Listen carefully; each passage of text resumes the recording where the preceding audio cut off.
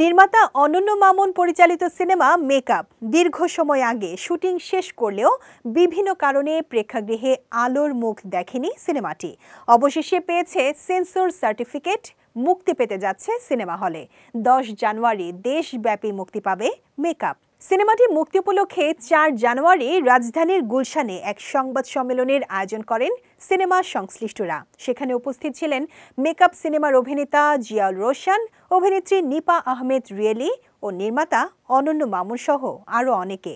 পাশাপাশি সংবাদ সম্মেলনে সিনেমাটির টিজার, ট্রেলার ও 2টি গান প্রকাশ করা হয়। This is more than reality, but এখানে বাস্তবতা কিছুটা রয়েছে, সেটা সংমিশ্রণ।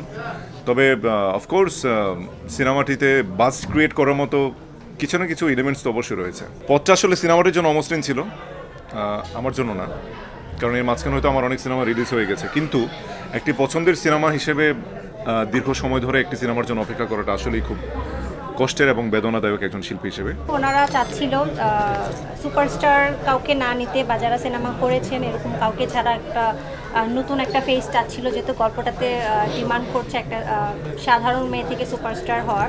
তো সেখান থেকেই একটা নতুন মেয়েকে চুজ করা। আমার গল্পটা খুব ভালো লাগে, তো আমি চাচ্ছিলাম আমার শুরুটা এরকম একটা সুন্দর গল্প দিয়ে হোক। এই সিনেমায় শোবিজ অঙ্গনের মানুষদের বাজেভাবে উপস্থাপনের অভিযোগে 2021 সালে চলচ্চিত্রটি নিষিদ্ধ ঘোষণা করা হয়। তবে নানা প্রক্রিয়া শেষে 17 ডিসেম্বর সিনেমাটি প্রেক্ষাগৃহে মুক্তির অনুমতি দিয়েছে চলচ্চিত্র সার্টিফিকেশন বোর্ড। মেকআপ সিনেমাটি নির্মিত হয়েছে একজন সুপারস্টারের জীবনের গল্প নিয়ে। সিনেমাটিতে চলচ্চিত্র তারকার চরিত্রে অভিনয় করেছেন অভিনেতা তারিক আনাম খান। এতে আরও অভিনয় করেছেন পায়েল মুখার্জি, বিশ্বজিৎ মুখার্জি সহ অনেকে।